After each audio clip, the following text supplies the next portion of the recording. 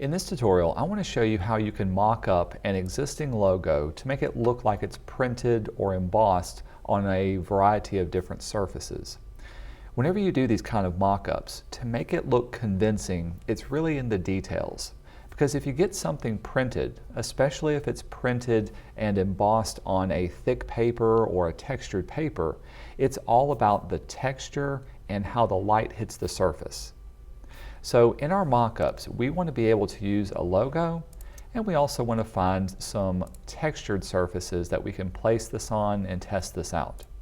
Now, there's no one particular way of doing this, but what I'm going to show you are some things to think about if you were to emboss or to use this. So to get started, I've got my logo, and let's have a look at this logo. Now, this particular logo, it is vector, and it's all made up of one single color. So even the little dots inside of his helmet are punched out, and there's no white as part of it. So that's going to come in handy whenever you get something printed, because this is going to work best if everything is just one solid color and it's got some good negative shapes to it.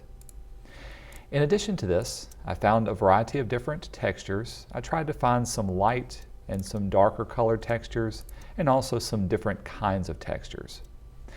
Then finally, if you want to be able to emboss this or have it foil stamped with something that's shiny on top of it, you'll need to find a texture of that material. In this case, if I wanted to look like it's foil stamped in gold, I actually found a photograph of gold that I can use in my mock-up. The first thing we want to do is to launch Photoshop and create a new document.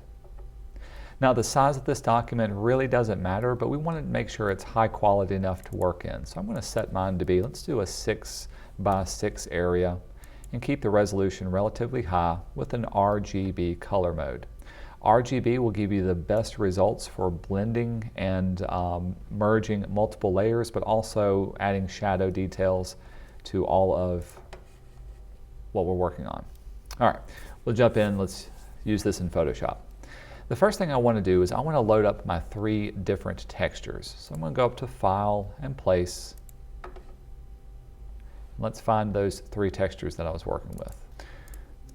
From here, we will place them and load them in.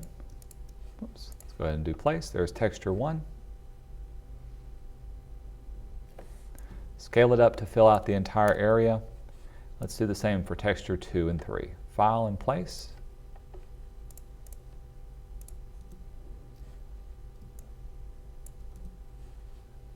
And texture 3.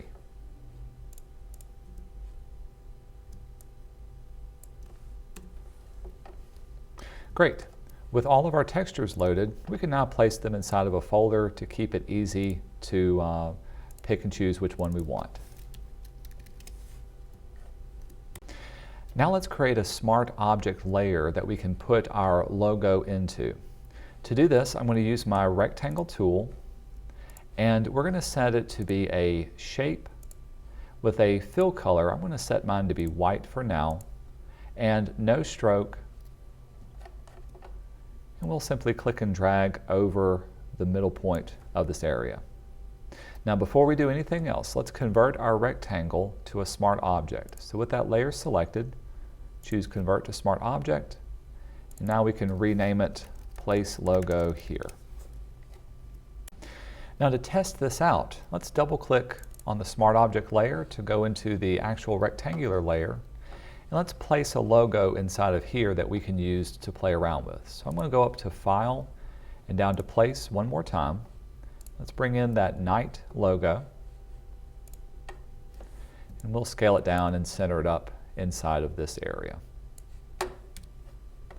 We can now turn off visibility for our rectangle, and when we save it, we can jump back into our original, and now we've got our logo placed on top of here. Now in this first part, I want to show you what this would look like if it was embossed as a logo. To do an embossing, this can easily be done as a layered effect. If you go to your Layers panel with the logo layer selected, one of the effects that you can have is a bevel and emboss. Now when we turn this on, you can see there's a variety of different options that we have, both for the structure and the shading and the lighting of your bevel and emboss. I'm going to reset this back to the default by clicking on the color. Let's just keep it black and white for now. There are different styles of embossing, so if I want it to look like it's been pressed into it, I can choose Emboss, and this will change up the lighting, giving it a highlight side and also a shadow side. I can play around with the size of it, the depth of it. If I do a pillow emboss, you can see how it looks like it's really placed down into it as well. So you can play around with how this will look and what this will look like on your page, but there's a unique problem with this. If it's a true embossing, I wouldn't see the black on it. It would simply be stamped into the texture itself. So to get rid of the pixels inside of our logo, but still keep the embossing effect, we need to go to our blend options and set the fill opacity down to 0. Now this will keep the opacity of the effect while getting rid of the pixels for your logo. If I go back to my emboss, I can play around now with the effect, and you can see how it's going to still give me that outline. Again, you want to play around with the look and feel of this. So this is giving us kind of the outer edge contour nice and embossed this way. Or if I chose just a regular emboss, now it looks like it's actually stamped into it. And I can also play around with the lighting. That's another major thing to consider whenever you use this kind of work. So playing around with these, the softness, the size, the hardness of the edge, all comes in handy.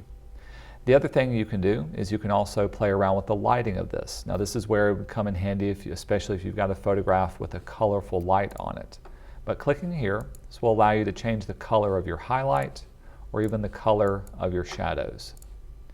One thing I like to do is, rather than just doing a solid white outline, maybe pick up on a lighter color that's already existent on your screen. In my case, since this one's a little bit gray to begin with, maybe I'll choose just a lighter color of a gray. And my darkest dark will change our shadows to be a darker bluish set for here. Now this adds a lot to the believability of that embossing. Now, no matter what I place inside of this area, it'll automatically look like it's nice and embossed. If I wanted this to look like it was a glossy overprint, I can return to my effects and I can double click on them. The idea of having a glossy overprint means that it's going to have a little bit of a shine to this particular overlay. Now we can still keep it beveled and embossed because when it prints it's going to have just a little bit of an edge to it. So with that, maybe I'll make this much softer, or excuse me, harder edged, but shorter in depth. We can add a satin overlay, and this will give us an idea of how dark or light that will be. Now it looks like it has a little bit of light overlay to it. And again, with the satin overlay, we need to change up the color to make it a little bit more appropriate for the colors that are already here. So I'm going to choose a little bit darker of the blue. You can play around with the angle and the opacity, and even sometimes the color mode will give you some different results. In my case, looks like color burn or even linear burn will work really well with this too. The final thing to play around with could be the contour. Sometimes a contour will give you slightly different results depending on the image you have, and sometimes they're better than others. In my case, I like this second little option for here. We'll say OK to that. And a final texture treatment you may want to do is if it was foil stamped. And this is where that gold texture is going to come in handy. Inside of our layers, let's place that gold texture by going to File and Place. And the trick for this is we want our texture to be on top of our logo layer. With this done, make sure your texture can fill out the entire screen. Later on we can move it around if need be. And with the texture layer selected, go up to Layer and let's convert this or create a clipping mask. Now when it does this, what it's asking to do is to only show the pixels that's inside of the layer that's below it. Now the reason we can't see our gold texture is because we still have the fill layer or the fill opacity set to 0. So with your logo layer selected, if you set your fill opacity back to 100%, this will bring the logo back up into view. Now if this was foil stamped, we really want it to look like it's placed on the surface of the design. So here's some couple of things that you may want to change up. Again, I'll go back into my effects. For the bevel and emboss, maybe we'll do a pillow emboss. This will give us a little outer edge that looks like it's really been stamped into it. And I'm going to set the highlight color to be the color of the gold that we have here. This way it looks like there's a little bit of that yellow shining on top of it. You can play around with the colors and the lighting and the opacity of that if you want, but just a little bit is all that's necessary. You could have the satin overlay. This adds a little bit better of a sheen to it. But with this one, again, change your color to be something that's a little bit more appropriate to the colors that are on the screen. So something perhaps gold or a darker red. Finally, we want to be able to add a little rough surface texture to this design. If it was foil stamped on here, and if it was new, sometimes it doesn't pick up on all parts of the surface. So inside of your layer effects, go to the blending options, and we want to take away some of the pixels on the lighter end and also the darker end. So under the blending options, under blend if for this layer, let's take our highlights and let's drag it over to the left. You can see as we do this, it'll start to eat away at your image depending on how far you drag it. Now, by itself, this doesn't look very good, so I want to be able to ease into this rough patch. So I'm going to hold down the Option key if I'm on a Mac, or Alt if you're on a Windows, and click on the side of my white, and you can see how it splits it apart. Now I can set the amount that it roughs into. Just a little bit is what we want. You can do the same for the underlying layer, by clicking on the dark end. Let's drag it through. And again, hold down the Option key to kind of ease into it. So depending on how rough you want this to look, you can add more or less. But by having this little blending option, it really picks up on the texture of the underlying layer that you have, and that adds a lot to the believability of your overall design. Now if you need to, you can always select your texture layer. You can move it around to a different spot and be able to pick up and change how it will look depending on how you have your logo set up. The final thing I would do is to open my textures layer and see what this looks like on different colors.